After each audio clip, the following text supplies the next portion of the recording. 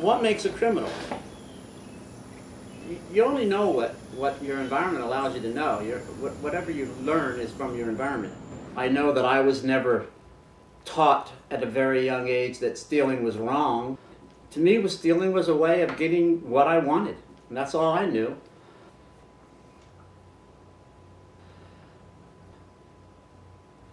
I grew up very poor, very, very poor.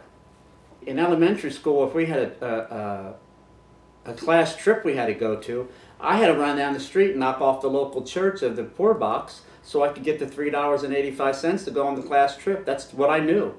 Well, we get older, and then pretty soon we're no longer in elementary school, and our thoughts go beyond the class trip.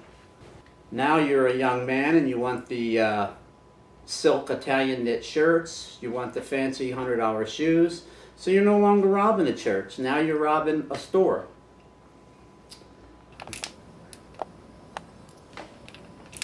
I mean, I've done armed robberies. I went through a burglary phase where we would do a burglary every night for, Jesus, months. Once you start an illegal life, it's all illegal, whether it's running drugs from Key West up to Miami, whether it's making a run from Pennsylvania to Texas to pick up pot that they put inside your spare tire, and you run it back and get stopped by the Texas Highway Patrol for speeding.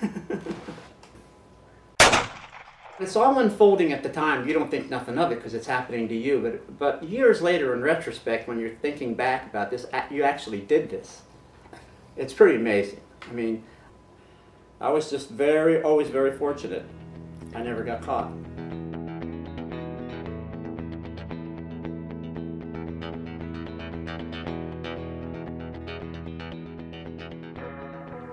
I mean, we're all going to die. I keep saying it. That's what strings me along. You know, nobody's getting out alive. You know, and everybody. You know, we're just going to be a picture on somebody's mantelpiece. Oh, that's your great Uncle Joe. You know what I mean? Oh, he was a fucking asshole.